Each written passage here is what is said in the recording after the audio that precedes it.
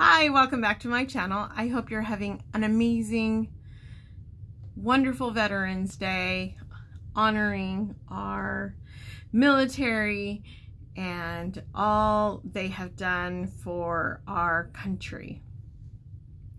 So I want to share a story that it's not even it's like my life of how I am so impacted by the military and what has occurred in my life to make me feel so blessed and honored that my father served in World War II.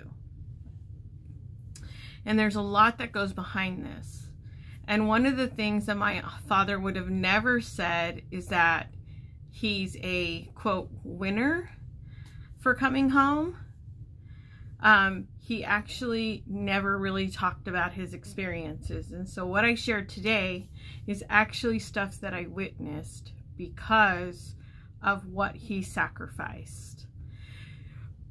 Now, there are many other military that tragically did not come home, and they sacrificed with their life. My father came home and married my mother and started a family. And he never talked about his experiences as a staff sergeant in the military because of the horrible things that he witnessed. And I do not know what those stories are. I do know that I saw the effects of what he sacrificed, which was his mental health. So around the age of 7 or 8, I think my mom kept things very hidden from us kids. But around the age of 7, 8 years old, we saw my father struggling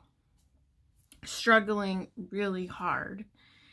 And for about 2 years of my young childhood, I would, and this course, this isn't every day, but I would come home from school, and my father was our primary caregiver. So let me just give that background. He had a heart attack, and back in those days, he was medically disabled. So they disabled him, and so that's the reason he became our primary caregiver. So I lived in a very non-traditional household in the 70s, where my mother went out and worked, but my father still received, you know, benefits and income and stuff. Anyway, not important.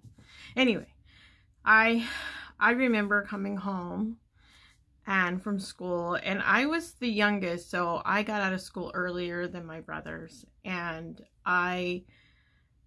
my biggest recollection of him was crawling on the floor, getting underneath a table, and telling people who were not there to get in the ditch with him. Get in here. The bullets are flying. Get in here. The bullets are flying. And I witnessed him, and I would say, Daddy, Daddy, you know, Daddy, you know. And of course, as a little girl, you know, you don't know what's going on. But basically, my father was having delusional flashbacks, and he really thought he was in the middle of the war that he had experienced.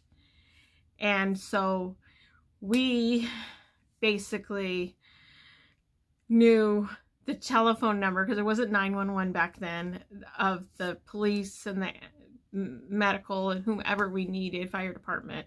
We knew that very early on, and we would immediately call. But on this particular one, he grabbed me and said, you need to get down, and he pulled me down with him, and he was just basically believing he was pulling people down into the ditch. So eventually the police showed up and kind of helped him through. There was one particular officer that was so kind to him. I don't know what his background was. I was just a little girl, but he was the kindest and he came the most often. He was actually called even when he was off duty, because this was the person that could actually get my father back into the present time. And so it was really difficult for a couple years. So then in another instance, I remember coming home and the police were already there. And I'm crying, you know, I'm just a child and just crying and crying, like, Daddy, you know, like, help, you know, like help him. And he called to me like he knew me, but he still said my name and like he knew who I was, but he still was in the reality of being in the war. So I don't know, kind of, he was going back and forth. I'm not sure. I never studied that much into this to understand what PTSD, I have a very small understanding of it.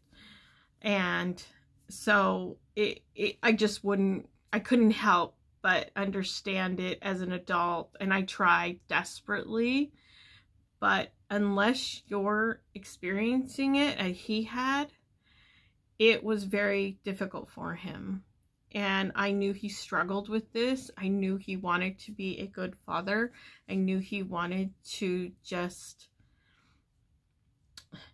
he didn't want to have mental health issues. And back then they didn't know what PTSD was. They just knew that these military people came back and they were struggling. So that one instance where he kind of pulled me tight, he didn't know anybody else. He didn't know my mom, my brothers, but he knew me. He just held on to me. He didn't want anybody around. He finally let the one officer to him and finally got him back to where he remembered everybody. So some things my mom shared later on was that she feared my dad was gonna hurt himself or others, because she was afraid he would get into a delusion where he would see us as the enemy. So we never had guns in the house, although my mom, they were in the safe deposit box in a bank. And so we never kept guns in the house, and this is the reason why. And the other thing is my mom also pretty much hid the knives. But of course, there's some knives in the house. One night we were woken by my, actually I don't know who I was woken by, but I was a little girl, about 8, maybe 9, I don't know. And they were escorting us out of the house. There was a lot of police in the house. There was a lot of people in the house. And the way I walked out of my house was down the hall, and the front door was this way, living room straight ahead, and the kitchen was to my right. And I looked into the kitchen, and they said, "Don't look," and they pushed my head away.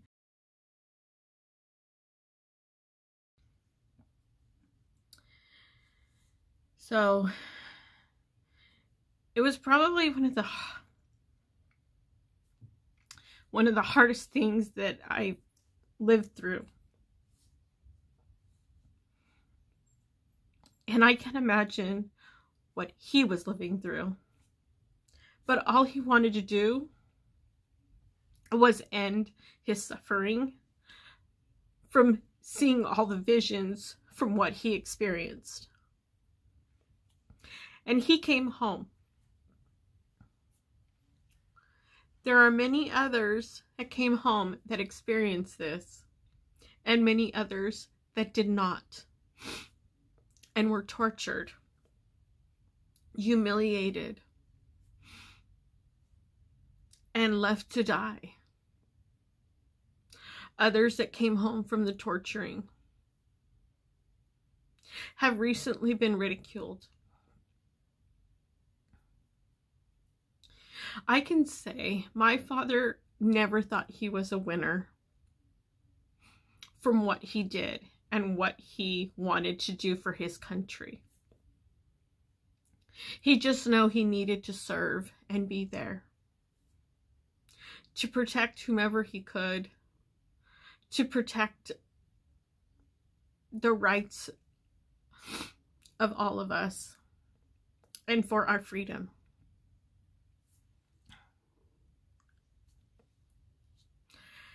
But I say every single military person is beyond a winner.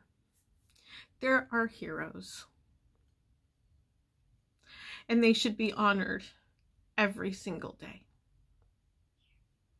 I thank you for your service today and every day.